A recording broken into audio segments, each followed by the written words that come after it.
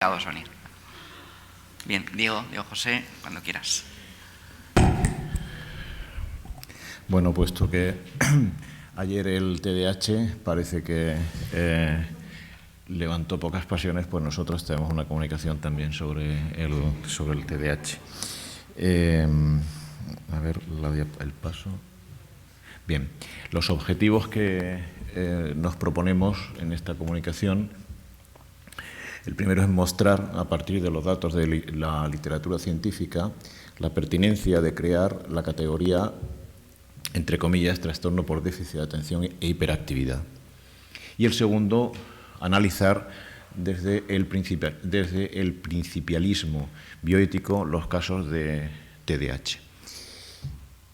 Queda implícito en los objetivos el aceptar la existencia del TDAH, que ayer se planteó la duda sobre existencia o no. Evidentemente, en el objetivo queda evidente aceptar la existencia de la categoría, a pesar de las críticas que introducimos, como veremos a continuación. Utilizamos un estudio cualitativo a partir de búsqueda bibliográfica en relación a esta categoría y sobre todo la argumentación y valoración que hará posible un juicio bioético desde la perspectiva principialista en relación con el TDAH. Los resultados que obtenemos es que desde la perspectiva del principio bioético de beneficencia, pues obliga al facultativo, al sanitario, a una actuación guiada por el bien del paciente. La no maleficencia, evidentemente, se materializa, es un principio que se materializa evitando cualquier tipo de actuación de la que pudiera derivarse un daño, evitar el daño al paciente, el primum non nocere. La perspectiva bioética, a partir de los principios de beneficencia y no maleficencia, impone un criterio de prudencia en relación con el diagnóstico y tratamiento del TDAH para beneficiar, por una parte, y no perjudicar en ningún caso. Los criterios diagnósticos del DSM, entre comillas, son imprecisos y discutibles, provocando en gran medida una epidemia planetaria de trastornos por déficit de atención. Y la actualización del DSM-5 parece estar lejos de corregir las fallas del antecesor, permitiendo albergar bajo su paraguas diagnóstico un amplio número de población infantil y adulta casi inimaginable. Cita de López de 2015. En un artículo de revisión bibliográfica que encontramos bastante interesante, 2013, de Valverde e Inchauspe, refieren textualmente que nunca se ha demostrado que funcione el tratamiento farmacológico en ensayos controlados más allá de 4 semanas y que hay un declive de la mejoría cuando se mantiene el tratamiento a largo plazo. Esta referencia la encontramos de manera habitual en la bibliografía. El declive del tratamiento farmacológico, la eficacia a corto plazo.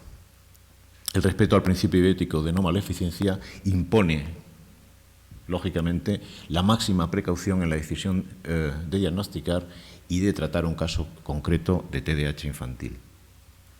En cuanto al principio de autonomía, en casos de trastorno por déficit de atención, en menores y adolescentes, es especialmente importante porque este grupo de edad es el que, en el que se da el mayor número de casos.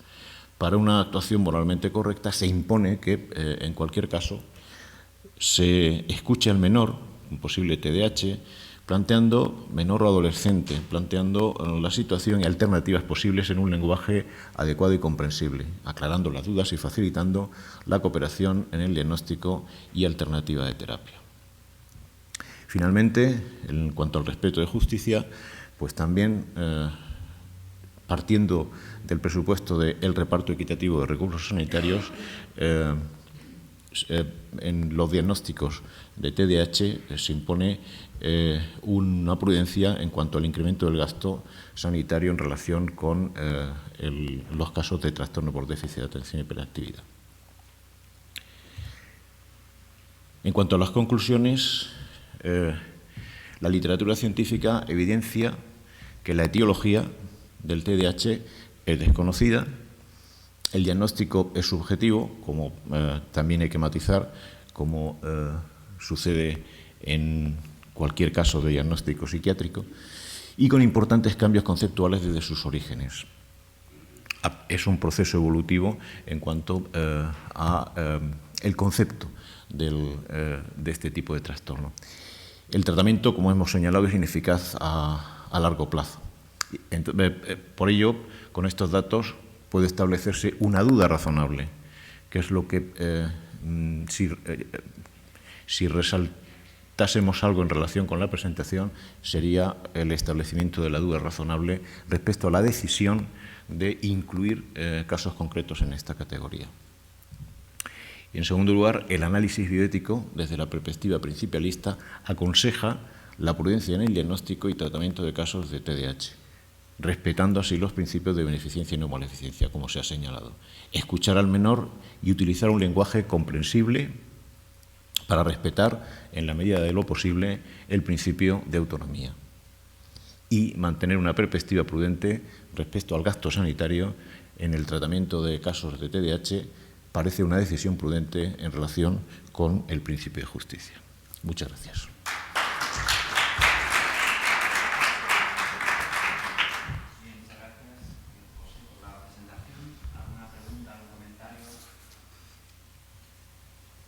Lidia.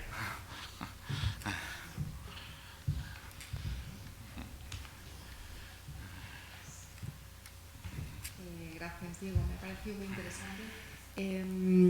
Te quería preguntar, porque enfatizabas esta idea de la autonomía, que me parece que es como muy valiosa, ¿no?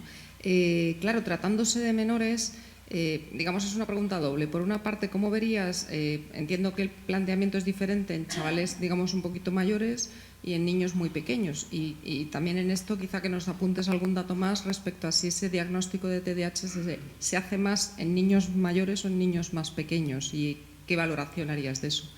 Y en segundo lugar, ¿llegarías a decir, por ejemplo, que un niño que se niega a que lo traten porque considera que efectivamente no tiene un trastorno o que no, en fin, respetando su autonomía, le podríamos dejar sin tratamiento? Y a la contra, si dijera, no, yo quiero que me traten, tal. Es decir, ¿ese trabajo de la autonomía lleva realmente a que tomemos la decisión del menor en serio? Que creo que es lo que quieres decir, pero que parece arriesgado también, ¿no? Cuando están los padres por medio, ya sabes que, digamos, en estas cuestiones en donde hay padres, niño y profesional, siempre tenemos ahí ese triángulo complejo, ¿no? Un poco que comentases esto.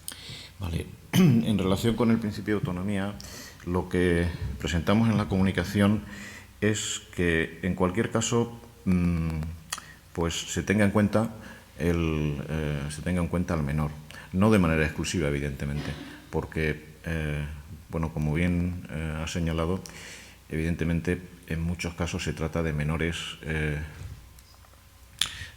edad en una edad muy corta, y entonces en esos casos, evidentemente, la opinión del menor pues va a contar poco.